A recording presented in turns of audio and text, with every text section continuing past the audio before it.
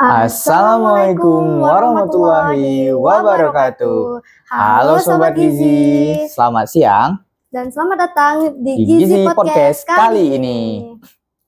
Nah, ada pepatah yang mengatakan nih, tak kenal maka tak sayang. Maka dari itu, perkenalkan saya Fahri dari Prodi Sarjana Terapan Gizi dan Dietetika, dan rekan saya Uray Sufia Syani Hari Cahyani dari Diploma 3 Gizi. Kami berdua akan memandu acara Gizi Podcast kali ini. Iya Sub, emang kita mau bahas apa sih pada siang kali ini?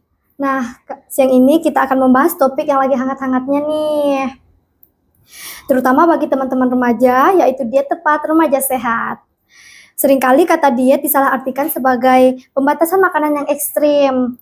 Padahal diet yang benar itu tentang menjaga keseimbangan dan nutrisi yang tepat untuk tubuh kita. Terutama di masa pertumbuhan seperti kita nih remaja. Oh, itu pasti bakalan seru banget sih kalau kita bahas sampai tuntas ya kan? Nah iya. Nah, untuk mengupas tuntas materi pada hari ini, kita sudah kedatangan narasumber kita yang luar biasa, yaitu Kak Nurul Nadila Ningrum STR GZ. Beliau adalah ahli di bidangnya dan akan berbagi wawasan serta tips yang bermanfaat seputar diet sehat untuk remaja. Maka dari itu, tanpa berlama-lama lagi, bersama kita di sini, Kak Nurul Nadila Ningrum STR GZ. Halo Kak Nurul. Halo.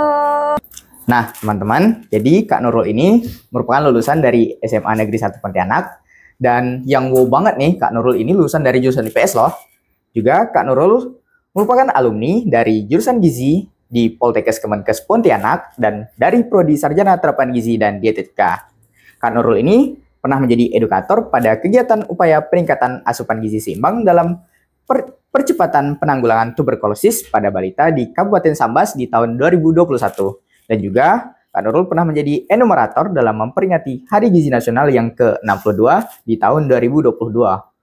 Nah, tadi merupakan profil singkat dari Kak Nurul.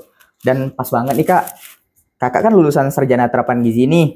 Saya juga dari mahasiswa Sarjana Terapan Gizi nih. Kakak ada tips dan trik nggak sih Kak untuk saya yang baru masuk ini untuk menghadapi mata kuliah yang susah atau praktikum yang menanti saya ke depannya gitu? Oke, jadi sebagai alumni jurusan Gizi ya, beberapa tips dan trik yang bisa saya berikan itu yang pertama untuk teman-teman mahasiswa baru ataupun yang udah semester atau udah tingkat 2, tingkat 3, itu kita tuh sangat penting untuk memilih teman agar kita memiliki motivasi untuk kuliah. Nah, perlu kita ketahui kalau kita tuh nggak bisa dapat ilmu, nggak bisa dapat pengetahuan itu cukup dari dosen aja. Kita itu perlu belajar dari luar. Nah, termotivasi dari teman-teman kita yang rajin baca jurnal, rajin lihat-lihat info seputar gizi melalui Instagram atau TikTok ya sekarang. Jadi menurut saya tuh kalau ingin menambah ilmu pengetahuan, kita tuh butuh teman-teman yang memotivasi kita. Selain itu, untuk menghadapi mata kuliah yang sulit, praktikum yang sangat banyak ya, apalagi nanti kalian bakal belajar tentang dietetik itu, perlu mempersiapkan diri sebelum masuk mata kuliah. Jadi saat dosen udah hadir di kelas itu, kita bukan sebagai mahasiswa yang nggak tahu apa-apa, tapi kita diskusi nih sama dosen, apa materi yang dosen sampaikan, yang menurut kalian kayaknya dia lebih update sekarang ilmunya atau apa, saling sharing, kayak gitu. Jadi ilmu gizi itu kan sangat relevan dengan kehidupan kita sehari-hari. Jadi kita tidak bisa terpaku akan ilmu-ilmu yang sudah lama, tapi yang sering berkembang sekarang, banyak sekali penelitian yang sudah dilakukan. Jadi penting nih untuk teman-teman mahasiswa rajin buat cari-cari info sebelum mempersiapkan mata kuliah. Berarti temen yang positif ini penting banget ya Kak untuk perkuliahan kita. Ya betul. Dan relasi juga, persiapan juga sebelum memulai mata kuliah itu penting banget ya Kak. Iya. Wah, saya dapat motivasi bagus nih dari Kakak. Terima kasih banyak ya Kak atas motivasinya. Oke, langsung saja kita masuk ke topik utama kita kali ini, diet tepat remaja sehat. Nah, kan diet ini sering kali disalahartikan sebagai pembatasan yang ekstrim. Kayak contohnya kemarin ada orang mengupload videonya di sosial media, dia melakukan diet ekstrim nih Kak. Sampai-sampai dia tidak memakan nasi atau tidak memakan makanan dan hanya minum air putih. Dan dia tuh jadi terkena penyakit autoimun nih Kak. Nah, kalau menurut Kakak tuh gimana Kak anggapan Kakak? Oke, sebenarnya mungkin remaja-remaja sekarang itu ya, pemikiran mereka tentang diet itu adalah nggak makan nih. Atau bahkan men-skip nih salah satu jam makan kita. Padahal kita harus lurusin dulu sebenarnya apa itu diet. Jadi diet itu adalah mengatur pola makan secara teratur.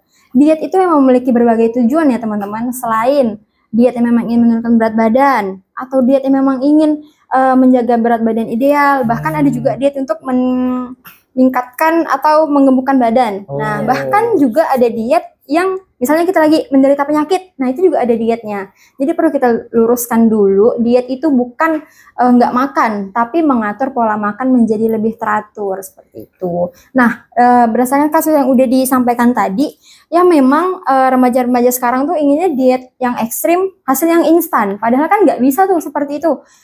Diet itu misalnya nih remaja itu ternyata obesitas atau preobesitas, mereka ingin menurunkan berat badan. Nah, mereka nggak bisa langsung nggak sarapan, makanya siang aja. Terus abis makan siang lebih milih ngopi, gitu kan? Terus nanti malamnya nggak makan. Nah, nanti apa yang terjadi? Memang saat ini mungkin nggak berasa, tapi nanti di umur selanjutnya mereka bakal menderita GERD karena tidak memiliki pola makan yang baik. Jadi menurut saya perlu menambah pengetahuan atau perlunya remaja itu diberikan edukasi terkait diet yang sehat untuk remaja itu seperti apa. Oh, seperti itu ya teman-teman. Maka dari itu, pembahasan kita kali ini penting banget buat teman-teman yang mencari arti sebenarnya dari kata diet. Nah Kak, yang kita tahu nih kan gaya hidup remaja sekarang nih yang aktif sering tergoda sama cemilan, minuman yang manis-manis seperti kafein, es teh, boba, dan lain sebagainya. Ada gak kakak tips untuk mengontrol konsumsi gula tanpa harus merasa dikekang saat mengkonsumsi makanan atau minuman yang manis? Oh gitu. Oke, jadi kita itu harus tahu dulu ya, kita tuh punya batasan asupan gula, garam, dan lemak dalam sehari. Nah biasanya tuh saya ingatnya tuh jadi gagils. Gulanya 4 sendok makan, garamnya 1 sendok teh, dan lemak 5 sendok makan. Nah sebenarnya untuk asupan gula harian itu, yang dari 4 sendok makan itu kan sekitar 50 gram per hari. Nah, saat kita memang mampu untuk mengatur asupan gula yang kita butuhkan, karena gula itu sebenarnya itu bukan hal yang buruk, bukan hal yang memberikan efek yang sangat tidak baik, tapi asupan gula berlebih itulah. Karena gula sendiri kan merupakan sumber karbohidrat, yang karbohidrat itu merupakan sumbangan terbesar untuk energi kita sehari-hari. Jadi dalam pengaturan konsumsi gula harian, kan sekarang itu tren banget tuh, pasti sehari ngopi. Apalagi Pontianak ini 1001 coffee shop ya, banyak sekali teman-teman anak-anak remaja sekarang itu seneng banget keliling-keliling coffee shop, ngerjain tugas di coffee shop. Itu sebenarnya bukan hal yang tidak baik, asal memang mereka dapat mengatur konsumsi gula yang mereka konsumsi. Kopinya misal kopi atau boba, atau milk tea yang mereka konsumsi less sugar, atau nanti asupan air minum, air mineral, maksudnya air putih itu tercukupi 2 liter 1 hari. Terus mereka memang melakukan kegiatan-kegiatan yang cukup banyak kan. Mahasiswa itu, teman-teman remaja itu pasti dalam kategori umur yang aktif. Saat kita terlalu mengonsumsi gula yang takut konsumsi banyak-banyak nanti berefek nanti diabetes mellitus. Padahal seandainya kita memang memiliki aktivitas yang cukup aktif, kita nggak mageran nih, bukan remaja yang mageran, konsumsi gula itu sebenarnya itu bisa, boleh dapat kita konsumsi setiap hari, asalkan tidak melebihi batas asupan yang seharusnya ditetapkan oleh Kementerian Kesehatan. Seperti itu. Nah Kak, saya penasaran, kan ada beberapa yang mulai lagi hits-hitsnya di sosial media tentang orang yang stop konsumsi gula atau stop makan gula, konsumsi gula, atau diet gula. Nah, kalau menurut pandangan kakak itu gimana kak? Oke, saya juga udah pernah ya waktu itu menerapkan coba diet itu. Jadi sharing dari pengalaman saya itu memang kalau buat diet gula itu nggak bisa nih, yang dalam hitungannya seminggu deh. Senin kita coba nih, nggak konsumsi gula. Sebelum-sebelumnya kita tuh masih konsumsi gula yang cukup banyak. Kan ada penurunan drastis tuh asupan gula. Asupan gula saat tubuh kita kurang asupan gula ya, kurang asupan energi, tubuh kita tuh bakal lemes. Jadi sebenarnya pengurangan konsumsi gula itu boleh dilakukan, asal tidak langsung cepet nih, tiba-tiba nggak konsumsi gula, tiba-tiba nggak makan gula. Bahkan tapi gula itu kan bukan sekedar gula-gula sirup gula itu ya, gula kan banyak nih sumbernya nih, ada gula fruktosa, dari gula buah, pada segala macam. Jadi memang kalau menurut saya buat diet konsumsi pengurangan gula itu boleh-boleh aja. Asal jangan langsung nih tiba-tiba hari ini minumnya mineral terus makannya cuman nasi sama sayur. Terus aktivitasnya berlebih. Nanti apa? Hipoglikemia ya. Nah, nanti kita bakal pingsan dan tidak dapat melakukan aktivitas lemes fisik, ya. lemes. Jadi memang perlu kalau diet gula itu ya perlu diatur deh, nggak bisa langsung yang turun banget. Secara bertahap gitu. Secara bertahap ya, betul. Seperti itu. Nah, dapat informasi penting nih buat teman-teman yang lagi diet gula atau yang mau coba stop berhenti gula. Hati-hati karena tubuh kita tidak bisa langsung menerimanya. Nah, pentingnya untuk melakukannya secara bertahap. Oke, selanjutnya. Tadi kan kita sudah dengar penjelasan dari kakak untuk diet di kalangan remaja. Nah, selanjutnya yang terakhir apa sih kak tips yang paling penting dan benar untuk diet pada remaja sekarang ini? Oke, kalau menurut saya ya, jadi kita itu remaja itu kan termasuk yang mungkin usia hampir produktif sebelum dewasa kan. Remaja laki-laki itu membutuhkan sekitar 2.600 kilokalori, sedangkan remaja putri itu membutuhkan sekitar 2.200 kilokalori. Nah, sebenarnya diet yang harus kita lakukan itu adalah mengatur pola makan dengan benar. Jadi sebelum kita melakukan aktivitas sehari-hari, pentingnya kita itu sarapan dulu.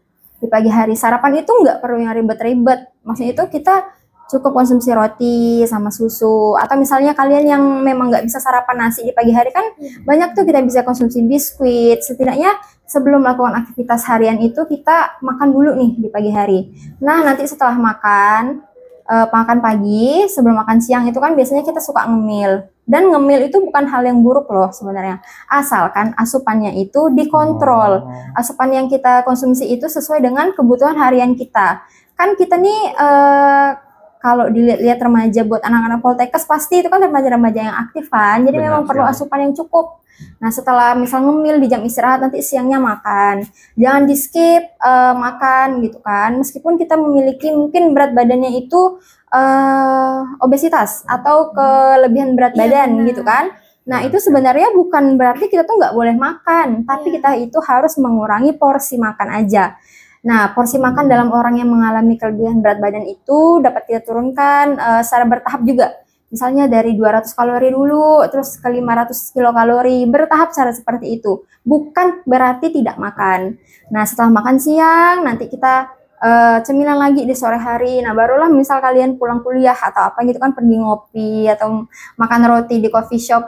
Ya, selama itu tidak memberatkan kalian, atau cuma langsung pulang ke rumah, bikin makan makanan di rumah, buat sekalian makan malam gitu kan. Jadi, mengatur pola makan dengan gizi seimbang sesuai dengan isi piringku yang harus terpenuhi mulai dari karbohidrat, protein itu dari protein nabati dan protein hewani, terus ada vitamin dan mineral itu dari sayur dan buah, dan tidak lupa juga untuk mengonsumsi air putih yang cukup.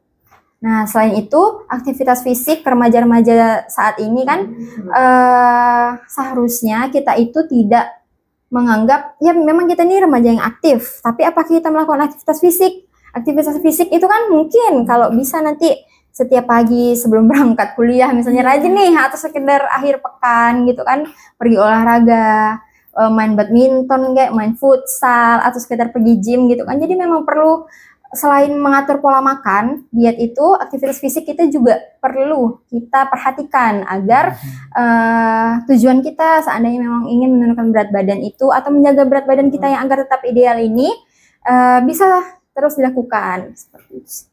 Wah, oke banget nih tips-tips dari kakaknya nih buat remaja. Jadi setelah kita bahas sama-sama nih seputar diet untuk remaja sehat. Nah, Kak, ada nggak nih pesan dan kesan untuk teman-teman kita yang lagi nonton? Pesan gizinya nih atau berdasarkan tadi diet tadi itu ya? Ya, benar. Sesuai dengan diet tadi kan. Sesuai dengan judul kita. Oke, diet tepat remaja sehat. Nah, jadi buat teman-teman remaja semuanya, saya mungkin ingin menyampaikan beberapa hal bahwa sebenarnya kita itu nggak boleh skip makan. Jadi makan itu kan merupakan asupan untuk kegiatan kita sehari-hari. Jadi memang pemilihan bahan makanan. Kalau kita memang termasuk remaja yang sibuk, pilihlah makanan-makanan yang memang dapat dikonsumsi secara instan, tapi bukan fast food ya. Nah, food prep itu kan sering udah banyak sekali muncul-muncul tuh kayak di Instagram atau di TikTok gitu kan, buat anak-anak kos. Kira-kira food prep dalam seminggu kira-kira apa sih yang bisa kita konsumsi seperti itu kan. Jadi memang perlu effort kalau kita tuh ingin badan kita sehat. Sehat itu nggak bisa instan, tapi sehat itu merupakan kebiasaan yang harus kita lakukan setiap hari. Saat hari ini kita udah termotivasi untuk melakukan hal-hal yang menyehatkan badan kita, mulai dari asupan zat gizinya dulu tadi kan harus terpenuhi, terus melakukan aktivitas fisik, terus mengonsumsi air putih dengan cukup. Menurut saya, asalkan sama ini satu lagi, jangan suka bergadang. Nah, kalau remaja zaman sekarang kan tugas banyak sekali yang harus kita lakukan dari berbagai macam. Mungkin dari teman-teman gizi yang bikin lembur itu mungkin ngerjain studi kasus dan menyusun menu harian ya. Menu sehari dari diet itu kan. Nah, sebenarnya itu tuh bisa loh kita waktunya itu kita atur gitu, nggak perlu loh sampai begadang.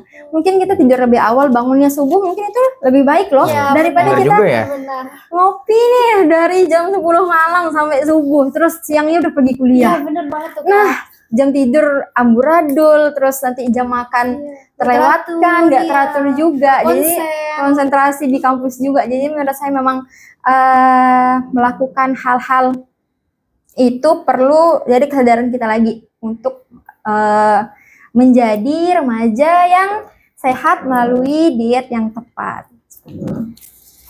Wah, berkaitan banget ya dari diet, dari pola tidur, dan juga pola aktivitas. Nah, untuk yang selanjutnya, kita akan membahas seputar diet yang beredar nih di sosial media, terutama mengenai mitos dan fakta nih Kak. Nah, kalau dari Kakak sendiri, ada nggak sih Kak mitos dan fakta yang berkaitan dengan diet di kalangan remaja nih? Oke. Mitos ya. Dari yang udah kita sampaikan tadi, saya juga ada dengar tuh di awal kok diet ekstrim itu.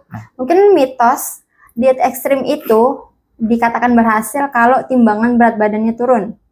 Faktanya itu tuh bukan sesuatu hal yang dari diet itu dapat dikatakan berhasil. Karena sebenarnya berat badan di timbangan itu hanyalah angka. Angka itu kan bisa naik turun sesuai asupan yang kita konsumsi. Jadi sebenarnya diet itu dapat dikatakan berhasil bukan dari angka yang turun dari timbangan, tapi bagaimana kita bisa konsisten akan pola makan yang udah kita lakukan nih selama diet.